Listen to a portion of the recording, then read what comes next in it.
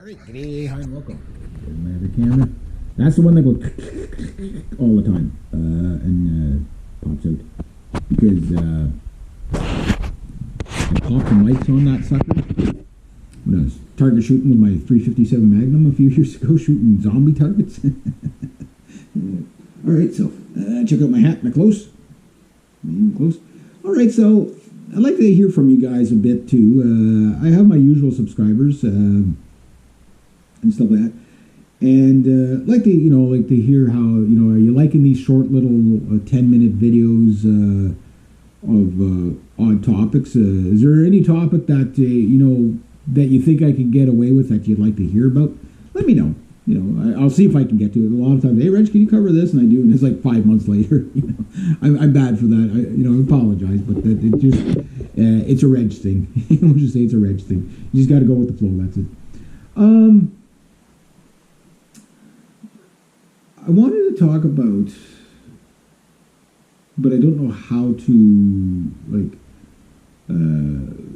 where to jump in on it, but the future for the children, right, is looking pretty darn glum, right? It is looking pretty darn glum. And, especially in the West, like we are falling, the economy's not good, the cultural problems that we're having, all that stuff is really, really taking its toll on the young. You know what I mean? And the thing is generationally, like the boomers, they're smart in a lot of ways, and there's a lot of things to admire about the boomer generation. But when it comes to like how people are actually living right now, they kind of don't get it.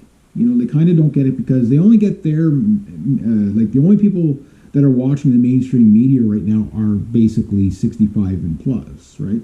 Those people typically don't use the internet that much, and they definitely don't use it to get their news because the mainstream media told them that anything on that is fake news, right?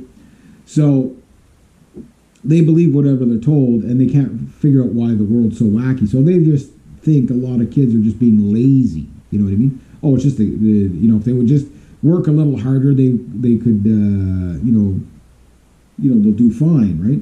Just got to work a little harder, right? And the younger generation is completely pulling their hair out. They're like, no, you guys got all the wealth, and here we are. We can't even get, fat. Like they want us to basically pay to work. You know what I mean? Like it's crazy, and it's absolute lunacy. And the miscommunication is really strange because, yes, I get it. There's always going to be generational gap things. I'm a Gen Xer, and I think we're probably the last generation to really have any sort of real true normalcy. And maybe the early millennials, we're like the last to kind of have, the free range and the freedom and say what you want, mean what you say what you mean, and people take offense too bad. You know what I mean? So we had it pretty damn good. Culturally, we had it really good. Nothing's ever perfect. Nothing will ever be perfect. But in comparison to everybody else, not so darn bad, right? The younger generation are completely deracinated because, number one, the biggest thing that they should have been able to do and have not done was to be basically like what happened with us Gen Xers, where mom and dad would kind of kick you out of the house at about 8 o'clock in the morning and you didn't come back till dark, right? And it was just Lord of the Flies all day, meeting other kids, playing with other kids. It was just, socialization. So it really kept down on the amount of weirdos and freaks and introverts, which are not really a thing. You're just antisocial. Everybody's diagnosed with something, right?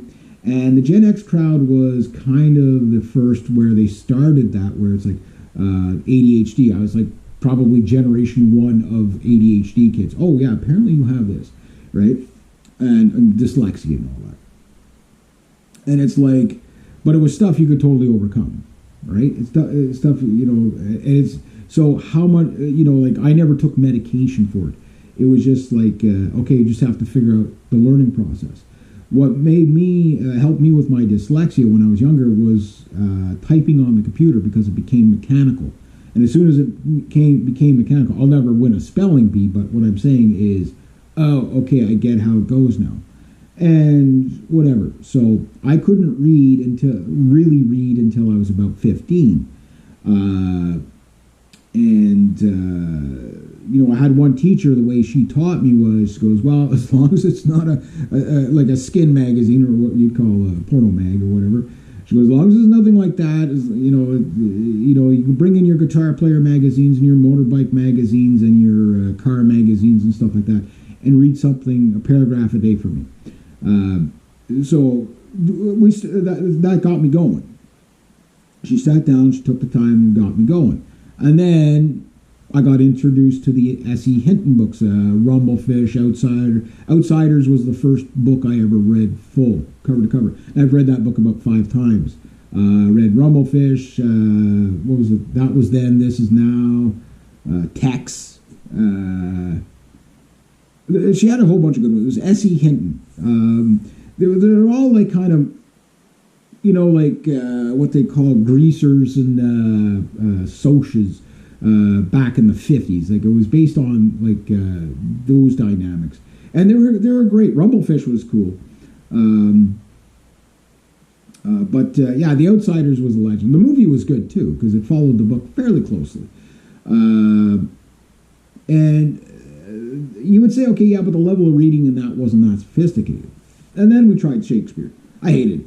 I couldn't get into it. I just don't like Shakespeare. Like, I could read it, I can understand what was going on, no problem. But then Edgar Allan Poe, which was even trickier to, what the hell is this guy talking about kind of thing, I enjoyed that. Everybody, The Crow, everybody enjoys that poem, evermore.